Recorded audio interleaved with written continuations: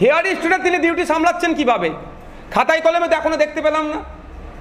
যদি আমি হেয়ার স্ট্রিটে অভিযোগ করেছি, অভিযোগ তো তার থানাতে আছে, কেন তার এফআইআর পর্যন্ত করা হলো না? এখনো পর্যন্ত আমাকে এফআইআর কপি দেয়নি। জাস্ট আমার অভিযোগ নিয়েছে, রিসিভ দিয়েছে। এর বাইরে রাজ্যের একটা এমএলএকে প্রাণঘাতী হামলা চালালো, এখনো পর্যন্ত আপনার কারা চালালো বা স্পেসিফিক আমি কি বললাম যে হলুদ শার্ট পরেছিল, সবই ওখানে তো হাজার হাজার হলুদ শার্টের লোক ছিল না, খুঁজে বার করতে পারলো না। এই পুলিশ ক্যালকাটা পুলিশকে স্কটল্যান্ড ইয়ার্ডের সাথে আমাদের মাননীয় তুলনা করেন। তাহলে স্কটল্যান্ড ইয়ার্ড এতটাই ব্যর্থ হয়ে গেল যে ওখানে যারা ছিল এবং কোনখানে হয়েছে পার্টিকুলার আমার অভিযোগে কিন্তু বলা আছে যে ওই জায়গাটির মধ্যে হতে পারে। তাহলে তার খুঁজে বার করলো না, না খুঁজে বার করার মধ্যে আমার তো কোনো জায়গাটা সন্দেহ লাগছে। সন্দেহটা এটাই যে তাহলে আমাকে মারতে, প্রাণঘাতী মারতে কারা পাঠালো? তদন্ত হোক। পুলিশ যদি তদন্তে ফেলিওর হয়, কোর্টের দরজা খোলা আছে, কোর্টে যাব, কোর্ট থেকে তদন্ত করব কে বা কারা আমাকে আমার উপরে প্রাণঘাতী হামলা চালানোর জন্য ওই অফিসারটাকে, ওই পুলিশ কনস্টেবলটাকে পাঠালো। আর একটা মজার কথা শুনুন, এই যে কনস্টেবলের হচ্ছে এর এক্সাক্ট কি বলতে পারবো না। আপনারা অনেকে খবর দেখিয়েছিলেন, মাদ্রাসার শিক্ষকরা প্রেস ক্লাবের সামনে বেশ কয়েকদিন ধরে ধর্নায় বসেছিল, রাত্রিরে তাদেরকে বন্দুক টন্দুক দেখিয়ে মারধর করে তুলে দিয়েছিল। তখন আমার বলেছিল যে একটা লম্বা সান্ডা লোক, খুব লম্বা চড়া লোক, গোপ আছে, সেই সেদেরকে বন্দুক বার করে দেখিয়েছিল। এটা হয়তো হতে পারে, আমি সেটা বলবো না যে উনি এই ব্যক্তি। তবে এর আর পাস্ট রেকর্ড খুব একটা ভালো নয়, সন্দেহ হচ্ছে। দ্বিতীয় হচ্ছে কলকাতা পুলিশের বর্তমানে যেটা ওই করে রেখেছে গো, ওয়েলফেয়ার বোর্ড নাকি এটা আছে, এই পুলিশটা ওয়েলফেয়ার বোর্ডের নেতৃত্ব যারা আছে তাদের সাথে খুব ভালো মোহরম, অর্থাৎ ওয়েলফেয়ার বোর্ডের কাছে একজন গুড কনস্টেবল হিসাবে পরিচিত।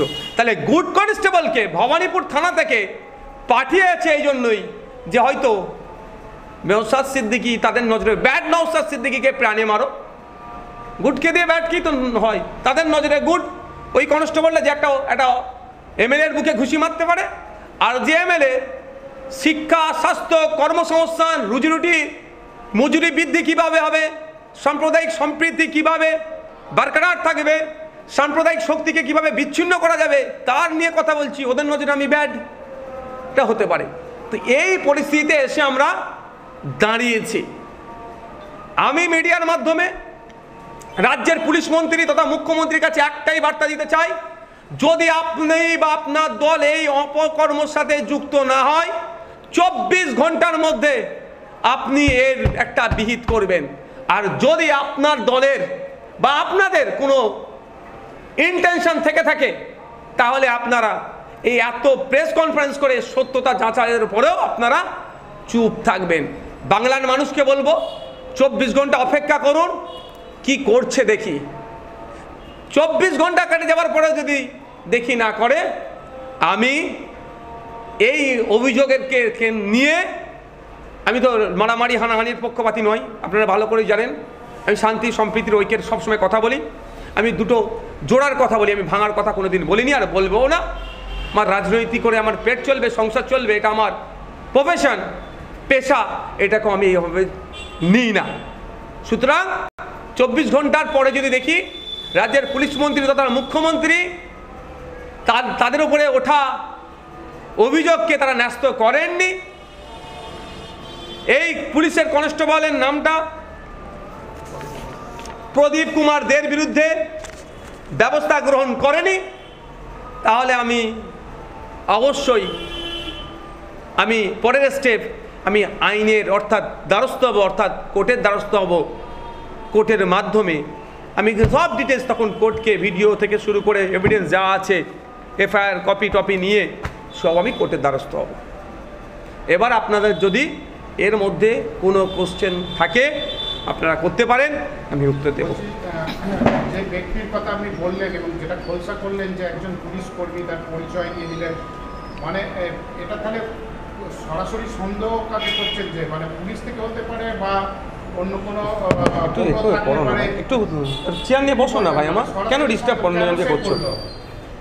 কেউ হাত ঢুকাচ্ছে কেন? পুলিশ যে ব্যবস্থা নিল না, কি বলবেন? দেখুন, আমি আবারও বলছি, আমার মেসেজ স্পষ্ট যে আমার ওপরে কে আক্রমণ করেছে তার ডিটেলস, তার নাম, তার বর্তমান তিনি কোথায় আছেন, তার অফিসিয়াল পোস্টিং কোথায় আছে, তার বাড়ি কোথায়, সবটাই আমি বলেছি। এরপরেও যদি পুলিশ গড়িমাসি করে, শাসক দল যদি ভাবে এটাকে ছোট্ট ইস্যু করে রেখে দেবে, আমি ছোট্ট ইস্যুটাকেই বড় করব না, আমার ইস্যু বড় করার পক্ষপাতী নয়, আমি ছুটে যাব কোর্টে, আইনের দ্বারস্থ হব। আমি রাজ্য সরকার, পুলিশ মন্ত্রী, মুখ্যমন্ত্রীকে বলেছি, যদি আপনারা এর মধ্যে ইনভলভ না থাকেন, তৃণমূল কংগ্রেস ইনভলভ না থাকে, এন্টায়ার পুলিশ প্রশাসন ইনভলভ না থাকে, তাহলে 24 ঘন্টার মধ্যে আমি তো ডিটেলস দিয়ে দিলাম, আমি তো ডিটেলস দিয়ে দিয়েছি, তাহলে এর বিরুদ্ধে আপনারা ব্যবস্থা গ্রহণ করুন। আর যদি না ব্যবস্থা গ্রহণ করেন, তাহলে আমি যেমন কোর্টে যাব, আর তখন প্রেস কনফারেন্স করে আবার এর মধ্যে কি মানে কারা কারা সরাসরি যুক্ত, তখন আমি বলবো। আপনি যে অভিযোগটা আনলেন তাতে তো মানে একটা বিরাট বিস্ফোরক ধরনের ঘটনা, মানে পুলিশের একজন কনস্টেবল পুলিশকে ঠেলে দিয়ে গেল এবং একজন বিধায়ককে যেভাবে আঘাত করলো, এবং আপনি বলছেন প্রাণঘাতী হামলা, মানে অত লোকের মধ্যিখানে, অত ক্যামেরার মধ্যিখানে একটা বিরাট ষড়যন্ত্র। এটা কে পার্টিকুলার তো এরকমভাবে ক্যামেরা হয় না, প্রচুর ক্যামেরাম্যানের সাথে আমি কথা বলে বলে বলে বলে আমার টিম কথা বলেছে, ওখানে যারা আপনাদের মতো news channel, mainstream, social মিডিয়াতে বা যারা মানে বিভিন্ন স্টেজে কাজ করে, তাদের সাথে কথা বলে তাদের কাছ থেকে ভিডিও চেয়েছে, খুঁজে খুঁজে খুঁজে খুঁজে আমি বার করার পরে এটা পেয়েছি। অত সহজ নয়, আমাকে অনেক কাঠখড় পুরাতে হয়েছে। পেয়েছে পুলিশ, আমিও বলছি পুলিশ পেয়েছে, দায়িত্ব নিয়ে আমি বলতে পারি। পুলিশ পাবে না? পুলিশ পাবে না এরকম কথা হয়? মমতা ব্যানার্জির ভাষায় স্কটল্যান্ড ইয়ার্ডের মতো এরা, কিন্তু সেটা চেপে গিয়েছিল। রহস্য থাকতে পারে, তদন্ত হলেই তো সত্যি উন্মোচন হবে, তদন্ত হলেই তো সত্য উন্মোচন হবে। ওই পুলিশকে কে পাঠিয়েছে, কার নির্দেশে এসছে, সবটাই বেরিয়ে আসবে। আপনি তথ্য দিলেন, যদি এটা পরিকল্পনামাফিক হয়, যদি এটা আপনার উপর প্রাণঘাতী হামলা করার পরিকল্পনা হয়ে থাকে, তাহলে কারা করে থাকতে পারে, কেন করে? দেখুন, এটা তদন্ত সাপেক্ষ, এর সাথে পুলিশ সরাসরি যুক্ত না শাসক দল সরাসরি যুক্ত, এটা তদন্ত সাপেক্ষ। সেই জন্যই ওকে হেফাজতে নিয়ে 24 ঘন্টা টাইম দিচ্ছি। শাসক দলের পক্ষ থেকে যিনি পুলিশ মন্ত্রী আছেন, শাসক দলের পক্ষ থেকে যিনি মুখ্যমন্ত্রী আছেন, 24 ঘন্টা টাইম দিচ্ছি। যদি এটাতে আপনাদের রাজনৈতিক কোনো খারাপ অভিসন্ধি না থেকে থাকে, আপনারা তো খুঁজে পাচ্ছিলেন না, আমি খুঁজে দিলাম। বর্তমানে উনি কোথায় আছেন, ওনার অ্যাকচুয়াল পোস্টিং কোথায়, উনি কোন র্যাঙ্কে আছে, একজন কনস্টেবল, কবে জয়েনিং করেছে, কবে তার রিটায়ারমেন্ট, সবটাই আমি বলে দিয়েছি। ব্যবস্থা গ্রহণ করুন। যদি 24 ঘন্টার মধ্যে ব্যবস্থা গ্রহণ না করে, পরের প্রেস কনফারেন্স করে আমি আপনাদেরকে আবার আমি বলবো। এখন হালকা করে চলে গেল, বড় যদি জনসমাবেশে আপনাকে দেখা যায়, সেক্ষেত্রে আরও যে বড় হামলা হবে আমার উপরে ইতিপূর্বে তো হয়েছে, প্রাণঘাতী হামলা চালিয়েছে 6 লেনে। আমরা আমাদের কর্মী সমর্থকদেরকে নিয়ে 21শে জানুয়ারি আমাদের পার্টির প্রতিষ্ঠা দিবসে নিয়ে আসছিলাম, প্রাণঘাতী হামলা চালিয়েছে, আক্রমণ অনেক জায়গায় হয়েছে। কিন্তু মানুষের জন্য কথা বলে যাব। যদি আমার জীবনের শেষ নিঃশ্বাস যতক্ষণ থাকবে, মানুষের জন্য কথা বলে যাব। সেটা জাত, ধর্ম, বর্ণ নির্বিশেষে। কোনো জায়গায় মুসলমান আক্রান্ত হচ্ছে, তার পক্ষে নেব। কোনো জায়গায় হিন্দু আক্রমণ হচ্ছে, তার পক্ষে নেব। কোনো জায়গায় আদিবাসী আক্রমণ হচ্ছে, তার পক্ষে নেব। পার্টিকুলার কোনো ধর্মের মানুষ, জাতের পক্ষে নিয়ে আমি নয়। যারাই আক্রান্ত, সে যে কোনো ধর্মের হতে পারে, তাদের পাশে থাকবো। যারা আক্রমণ করছে তাদের বিরুদ্ধে কথা বলবো। তাতে যদি আমাকে প্রাণে মেরে দেয়, আমি হাসি মুখে মৃত্যুবরণ করে নেব, কিন্তু অন্যায়ের বিরুদ্ধে কথা বলতে আমি পিছপা হব না। যে ব্যক্তির পরিচয় আপনি তুলে ধরলেন, সে একজন পুলিশ কর্মী। আপনি অভিযোগ করেছেন পুলিশের কাছে, পুলিশ কোনো ব্যবস্থা নেয়নি।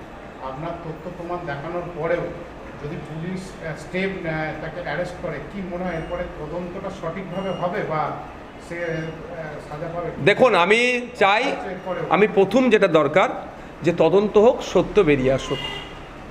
ওকে, কে গ্রেফতার, ওকে কে পাঠিয়েছিল মারতে, ওর ইন্টেনশন কী ছিল, কার নির্দেশে এসেছিল, গ্রেফতার হবে, ডিটেন করবে, করবে, সব পার্ট অফ ইনভেস্টিগেশন। আমার লক্ষ্য হচ্ছে ওকে কে পাঠিয়েছিল, ওর ইন্টেনশন কী ছিল, কেন পাঠিয়েছিল, এর রহস্যটা কী, কাদের নির্দেশে এসেছিল, এইগুলোকে উন্মোচন করতে হবে।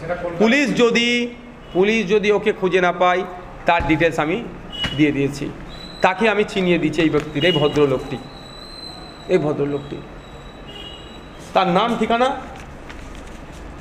কোন পোস্টে আছে, কনস্টেবল, সবটা দিয়েছি। এরপরেও যদি না খুঁজে পাই, কোর্টে যাব। যদি তদন্তের গতি ঠিকঠাক না হয়, আপনার কথা অনুযায়ী হয়তো গ্রেফতার করলো, তদন্তের গতি ঠিক করছে না, আইনের দরজা খোলা আছে।